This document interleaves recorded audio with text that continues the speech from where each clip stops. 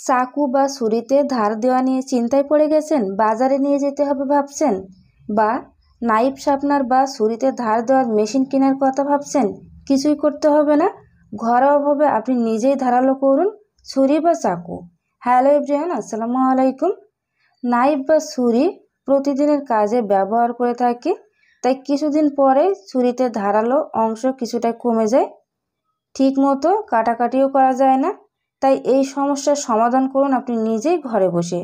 3টি পদ্ধতিতে ছুরি, চাকু বা কাঁচি ধারালো করতে পারবেন বিনা পয়সায়, আর একবার ছুরিতে ধার দিয়ে ব্যবহার করতে পারবেন 5 বছর। তাই ছুরি ধারালো করতে এখন আর বাজারে যেতে হবে না বা নাইফ শার্পনার কিনতে হবে না আপনাকে। ঘরে বসে আপনি এই 3টা পদ্ধতির যে কোনো একটা পদ্ধতিতে ছুরি ধারালো করে নিতে পারেন। তো চলুন দেখে নিই। আমি এখানে 3টা নাইফ নিয়েছি। 3টা নাইফে আমি 3 রকমভাবে ধারালো করে দেখাবো।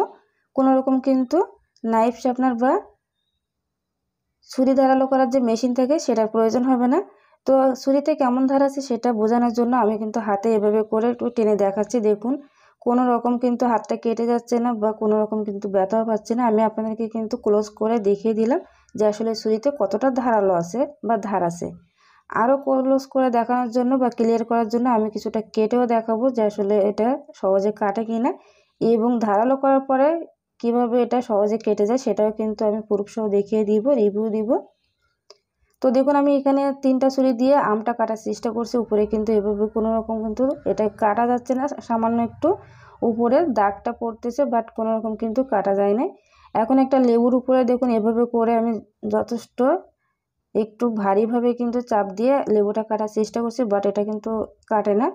খুব জোরালোভাবে যদি আমি এটা চাপ দিই সেক্ষেত্রে কিন্তু কাটবে, বাট আমি জোরালোভাবে কোনো রকম চেষ্টা করছি না, জাস্ট এভাবে করে একটু দেখিয়ে দিলাম, কোনো রকম কিন্তু হয় নাই। তো প্রথম টিপস বা প্রথম পদ্ধতিটা দেখিয়ে দিই। এখানে আমি একটু টুথপেস্ট দিয়ে দিব, তারপর একটা টিস্যু দিয়ে পুরো ছুরিতে এভাবে করে মাখিয়ে নিব। পুরো ছুরিতে মাখানো লাগবে না, যেখানে ধার দেবো সেখানে কিন্তু শুধু মাখিয়ে নিলে হবে। তারপর আমি এখানে নিয়ে নিলাম লেবু, আর নিয়ে নিব 1 টেবিল চামচ লবণ। আপনাদের হাতের কাছে যদি এরকম ছোট পিরিচ বা বাটি থাকে মেলামাইনে, সেটা নিয়ে নেবেন। আর লেবুর পরিবর্তে অবশ্যই কিন্তু আপনারা ভিনিগার নেবেন, আর যদি ভিনিগারটা না থাকে সেক্ষেত্রে লেবু নেবেন। ভিনিগার সবার কাছে থাকে না, এই জন্য আমি লেবু দিয়ে কাজটা করে দেখাবো। চাইলে কিন্তু এরকম মগ বা এরকম প্লেটের উপরে রেখে আপনারা ছুরিটাকে ধারালো করে নিতে পারেন। আমি সব রকম দেখিয়ে দিব। তো এখন আলতোভাবে এভাবে করে ঘষে নিব, আর কিভাবে ঘষে নিলে দ্রুত এটা ধারালো হবে সেটাই দেখিয়ে দিব। একটানা কিন্তু একদিকে নিয়ে যাওয়া যাবে না, জাস্ট এক সাইডে উপর দিকে নিয়ে যাব এবং নিচের দিকে নিয়ে আসবে। এভাবে করে কিন্তু ঘষে ঘষে পরিষ্কার করে নিতে হবে। যেহেতু ওই প্লেটটা সাদা ছিল আপনাদের বুঝতে অসুবিধা হবে, এই জন্য আমি এখানে কালো প্লেটটা নিয়ে আসলাম। দেখুন, এভাবে করে কিন্তু ধারালো করে নিতে হবে। খুব বেশি কিন্তু কষ্ট হয় না। আমি একটু স্পিডটা বাড়িয়ে দিয়ে আপনাদেরকে দেখিয়ে দিচ্ছি। এই যে একবার নিচের সাইড একবার উপর সাইড এভাবে করে কিন্তু আমি পরিষ্কার করে নিব, মানে ধারালো করে নিব। একেবারে কিন্তু একটানা একদিকে টান দিয়ে এটা পরিষ্কার করা যাবে না বা ধারালো করা যাবে না, সেক্ষেত্রে কিন্তু ধারটা হতে অনেকটা সময় লাগবে। তো এখন টিস্যু দিয়ে মুছে নিয়ে আপনাদেরকে একটু লেবু কেটে দেখিয়ে দিই। দেখুন, আগে কিন্তু আমি লেবুটা সহজে কাটতে পারতেছিলাম না, বাট এই পর্যায়ে দেখুন কত সহজে লেবুটা কেটে নিলাম। এখন সব থেকে যে বড় ছুরিটা আছে সেটা পরিষ্কার করে দেখাবো বা ধারালো করে দেখাবো। এরকম একটা স্টিলের চামচ নিয়ে আমি এভাবে করে টান দিয়ে এটাকে ঘষে ঘষে ধারালো করে নিব। স্টিলের যে কোনো জিনিস দিয়ে কিন্তু আপনারা ঘষে এটাকে ধারালো করে নিতে পারেন। দেখুন, আমি এভাবে স্পিডটা বাড়িয়ে দিয়ে এভাবে করে একটু ধারালো করে নিব। তো প্রথমে 2 সাইড ঘষা দেওয়ার পরে এভাবে করে একবার উপরের দিকে একবার নিচের দিকে করে কিন্তু টেনে টেনে এটাকে ধারালো করে নিতে হবে। শুধুমাত্র নিচের সাইডটা ধারালো করলে কিন্তু হবে, উপর দিকে কোনো রকম ঘষার দরকার নেই। দেখুন, আমি এখানে মাত্র 2 মিনিটের মতো সময় নিয়ে এটাকে ধারালো করে নিব। খুব বেশি কিন্তু টাইম লাগে না এটা ধারালো করতে। চামচ বা যে কোনো স্টিলের জাতীয় জিনিস দিয়ে এভাবে কিন্তু ছুরিটাকে ধারালো করে নিতে পারেন। আমি এখানে কাউচি দিয়েও আপনাদেরকে একটু দেখিয়ে দিচ্ছি।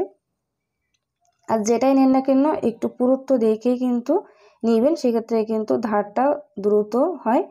তো এভাবে করে ঘষে ঘষে কিন্তু আপনারা বাসায় চাকু ছুরি ধারালো করতে পারেন। কোনো রকম কিন্তু ধারালো করার যে মেশিন থাকে সেটারও প্রয়োজন হবে না বা বাজারেও নিয়ে যেতে হবে না। তো এই তো এটা পরিষ্কার করে নিলাম। এখন টিস্যু দিয়ে মুছে তারপর আপনাদেরকে কিছু একটা কেটে দেখাবো যে কতটা ধারালো হয়েছে। এখন আমি এখানে একটা আম নিয়ে নিলাম। আগে কিন্তু আমি আমটা কেটে দেখাচ্ছিলাম, বাট কোনো রকম কিন্তু কাটা যাচ্ছিল না। আর এখন দেখুন আলতোভাবে একটু টান দিলেই আমটা কেটে যাচ্ছে। দেখুন কতভাবে কিন্তু আমটা কেটে নিলাম। তো কয়েক সেকেন্ডেও কিন্তু সময় লাগলো না আমটা কাটার জন্য। আর আগে কিন্তু আমি অনেকবার চেষ্টা করছি, বাট আমটা কিন্তু কাটা যায় না। তো যে কোনো জিনিস কাটার পরে এটাকে কিন্তু পানি দিয়ে পরিষ্কার করে সুতি কাপড় দিয়ে মুছে নেবেন বা টিস্যু দিয়ে মুছে তারপর কিন্তু রাখতে হবে। এমনি যদি রেখে দেন সেক্ষেত্রে কিন্তু ধারটা আবারও নষ্ট হয়ে যাবে। তো এই তো দুইটা ছুরি আমি দুই রকমভাবে পরিষ্কার করে দেখালাম। এখন 3 নম্বর ছুরিটা পরিষ্কার করে দেখাবো। এটাই কিন্তু বাজারে বেশিরভাগ করে থাকে। আমি এখানে শিলপাটা নিয়ে নিলাম। আপনারা চেষ্টা করবেন পাথরের যে কোনো জিনিসে এটা ঘষা দেওয়ার। প্রথম 1 মিনিট আমি এভাবে করে ঘষে নিব পানি দিয়ে অল্প অল্প করে। তারপর এভাবে টেনে টেনে এটাকে ধার করে নিতে হবে। দেখুন কিভাবে আমি কাজটা করছি। ঠিক এইভাবে যদি টেনে টেনে আপনারা ঘষা দিয়ে ধার করে নেন সেক্ষেত্রে কিন্তু একদমই সময় লাগবে না। সর্বোচ্চ 2 মিনিটে কিন্তু আপনারা ছুরিটাকে ধার করে নিতে পারবেন। তো দেখুন এভাবে করে ঘষে ঘষে আমি ছুরিটাকে ধার করে নিব। আর যে কোনো ধারালো জিনিস আপনারা পরিষ্কার রান্না করার সময় কিন্তু আমরা এগুলো ব্যবহার করে থাকি। তো যে কোনো জিনিস কাটাকুটি করার পরে পানি দিয়ে পরিষ্কার করে সুতি কাপড় দিয়ে মুছে নেবেন, তারপর রেখে দিবেন। তাহলে কিন্তু আর এটা নষ্ট হবে না বা ধারালোটা একদমই কমে যাবে না। তো এটা দেখুন কত সুন্দর ধারালো হয়েছে। এক সাইড দিয়ে কিন্তু এরকম সাদা অংশ বেরিয়ে গেছে, মানে এটাই কিন্তু সেই ধারালো অংশ। বাট ক্যামেরায় সব কিছু কিন্তু বোঝানো সম্ভব নয়। বাস্তবে আপনারা যদি করে দেখেন সেক্ষেত্রে বুঝতে পারবেন যে আসলে এটা কতটা কার্যকরী। তো এই তো আমি এগুলোকে পরিষ্কার করে নিলাম। আর কি কি কেটে দেখালাম সেটা তো আপনাদের নিজেরাই দেখলেন। আরও কিছু আম আমি কেটে দেখাবো বা লেবু বা আলু কেটে দেখাচ্ছি। লাস্ট বার প্রুফ দিয়ে দেখাবো। দেখুন 3টা ছুরি দিয়ে কিন্তু আমি কাজটা করে দেখাচ্ছি। দেখুন একবার টান দিলেই কত সহজে আমটা কেটে যাচ্ছে। বাট আগে কিন্তু আমগুলো এভাবে কাটতেছিল না, তখন কিন্তু ধারালো ছিল না। তো ধার দেওয়ার পরে সহজে কিন্তু এগুলো কেটে নিলাম। আর আলু দেখুন কত পাতলা টাইপ করে আমি কেটে নিয়েছি। যদি এটা ধারালো না থাকতো কোনোভাবেই কিন্তু সম্ভব হতো না। আর আমি বললাম যে 5 বছর আপনারা একবার ধার দিয়ে কিন্তু 5 বছর রাখতে পারবেন। সেটা কিভাবে? আপনারা ছুরিগুলোকে কাজে লাগানোর পরে এগুলোকে পানি দিয়ে পরিষ্কার করে সুতি কাপড় দিয়ে মুছে নেবেন বা টিস্যু দিয়ে মুছে নেবেন।